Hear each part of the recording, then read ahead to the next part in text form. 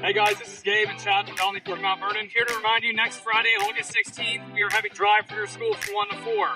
Lots of new makes, lots of new models. Come out and test drive. Hellcat's going to be there for free test drives. Come out, drive the Hellcat. Dude, no, I don't think this is going to be there. Yeah. Okay, well, the Hellcat's not going to be there, but there's going to be a lot of makes, a lot of models for you to drive. But for real, guys, there's going to be a bunch of new Ford vehicles. Now, this really awesome event, we're going to have the high school football team and the Colt football teams there to run raffles. Prizes could include OSU and Michigan tickets. We also have the cheer team and tax for them as well. Also, guys, you don't want to miss out. Chip Up the Old Guac and Grindhouse Barbecue is going to be there with some delicious food. Hey, guys, the whole goal here is to raise money. We are trying to raise $6,000 to go towards Mount Vernon High School, and every single test drive, Ford will donate $20.